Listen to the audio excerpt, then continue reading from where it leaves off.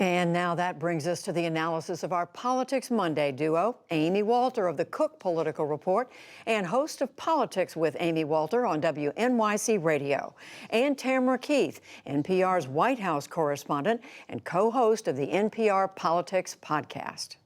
Hello to both of you. It is Politics Monday. So let's start with where Amna started in her reporting, Amy, and that is with abortion. We are seeing state after state, red states, conservative-leaning states, pass restrictive laws on women's access. Clearly, human consequences to all this, but I want to ask both of you about the political calculus. That's right. I mean, we are hearing the candidates out on the trail. We're hearing the president. What do we see developing here? Well, what you saw before the Alabama case were Republicans on the offense, saying in states like that were run by Democrats, New York and California, they were passing laws that were overly what the president had called at one point infanticide, that they were supporting laws that would allow women to have abortions well into their third trimester, and arguing that Republicans were way out of the mainstream. He was very comfortable with that line of attack. He used it a lot at his rallies. Now we go and we see a number of states who now have these 6-week bans, and now Alabama, of course, the most extreme of these, which is no exceptions at all, except for the life of the woman. But it really comes to the heart of it, Judy, when it comes to abortion politics, where most of the country is, not surprisingly, is in the middle. They don't want total access with no restrictions, but they also do not want it to be illegal in all circumstances. And this actually hasn't changed much. Gallup has been polling opinions about abortion since 1976, and opinions have been pretty similar, that only about 20% say abortion illegal in all circumstances, about 25 to 30% legal under any circumstance. The rest say there should be some restrictions, but they don't want to see either extreme. And increasingly, Tam, eyes on the Supreme Court or the federal appeals courts. You have more Democratic candidates now saying this is going to be a litmus test for them. They would only nominate judges as president who would promise not to overturn Roe v. Wade. Right, and these laws in Alabama and other places were written expressly with the idea that they would get to the Supreme Court. Activists want these laws to be taken up by a Supreme Court that is now more favorable, they believe and hope, to their viewpoint. They're hoping either these cases, these laws, or some other way will lead to the repeal of Roe versus Wade. So the Democratic candidates, several of them in the last several days, have come out and said, yes, we'll have a litmus test. We will not pick a justice that would not uphold Roe. I interviewed Pete Buttigieg at the end of last week and asked him about a litmus test, and he said that it would be absolutely clear in his interviews with nominees that they would have to agree with him on this significant issue. It's interesting when you talk to those who are nominated for the court, though, later They when always say there's no litmus test. There was no litmus test. I mean, even President Trump, once he was in office, was like, "Oh no, I didn't ask about that." Litmus test, but I think the wall has been broken now in this era. We've broken the one wall, which was the filibuster, and now the idea of asking or just openly discussing the issue of abortion with a justice, given how intensely Democrats feel about this, but also that by the time the new opening could happen, we may be at a very different place in where the states are on this issue. For sure. So another issue, Tam, that was coming up, and we just heard it there at the end with Bernie Sanders, and that is on education. He's talking about charter schools and how he would like to do away with all for-profit charter schools, no more federal funding. It's interesting because Cory Booker, as the mayor of Newark, New Jersey, was known to be in favor, and this was back in an earlier era, you could say. But there's an interesting divide maybe going on between some of the candidates over this. Well, there's sort of an interesting divide between Cory Booker now and Cory Booker when he was the mayor of Newark. He has not embraced charter schools in the same way now as a candidate and as a senator as he did when he was a mayor. And in part, this is a reflection of an evolution in Democratic politics about education education and their views, especially on charter schools.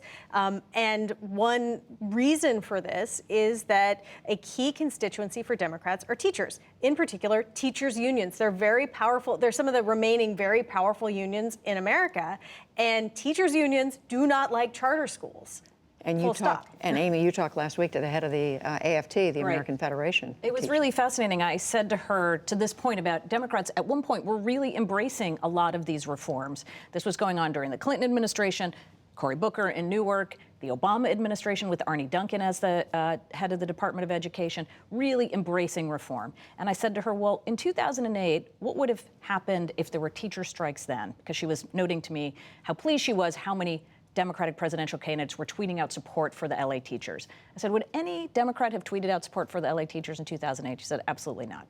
There's definitely been a change. And when I talked to, I did a show about this last week, talking to political scientists who said, you know, what we've seen over the last 10 or 15 years is unions were on their back feet, even among Democrats.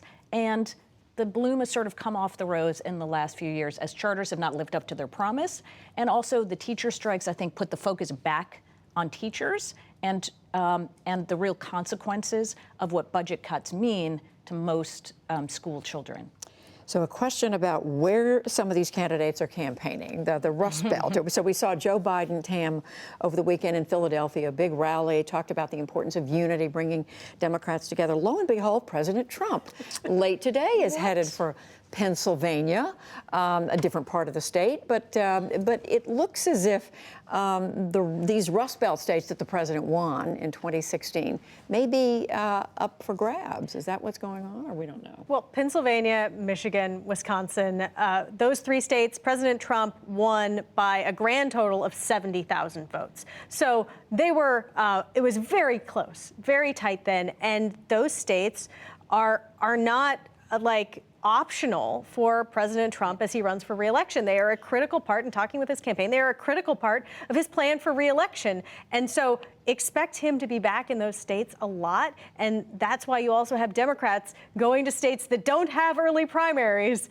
to prove that they can get a big crowd in one of those states in the upper Midwest. Yeah, and it was really fascinating where the president chose to go. So he's going to a county that he won overwhelmingly last time, and where Republicans have consistently done very well. But it's right in between Scranton and Wilkes-Barre, places where Democrats, going all the way back to John Kerry, have done really well. And I looked back at where, in the county that Wilkes-Barre's in, Obama carried it with 52%. Hillary Clinton carried it with, only took 39%. Obama won 63% in the county that Scranton is in. Hillary Clinton only got 50%. We talk a lot about the president, or the Vice President Biden was in Philadelphia. There was a lot of consternation among Democrats that there wasn't enough turnout in Philadelphia in 2016. But that really wasn't the whole story. The real story was in smaller counties, Northeast Pennsylvania, where Democrats used to be able to do at least, if not win, not lose by as big of a margin. Hillary Clinton lost significantly. Donald Trump needs those people to be as committed to him in 2020. And so what are the arguments that they need to make, that he needs to make? He is making the arguments that he is going to continue making. I mean, President Trump is not mixing up his message very much. He is speaking to the base. And really, the Trump campaign believes that the voters that were Obama Trump voters are going to stay Trump voters, that these sort of unlikely voters will continue to support him. And polling would indicate that he's been able to hang on to his base pretty well. Scranton is Joe Biden. That's right. And that's what the hope is. We don't have to win a lot of those people back. We don't need to hit the margins, even that President Obama did. But we need to do better than, this is a Democrat making this argument, than 39%, even if you just get to 45%. That's enough of an improvement when it was a 20,000 vote. And the other difference, when you look at 2018, the suburbs around Philadelphia, critical, and they turned out big for Democrats. Amy Walter, Tamara Keith, thank you. You're welcome.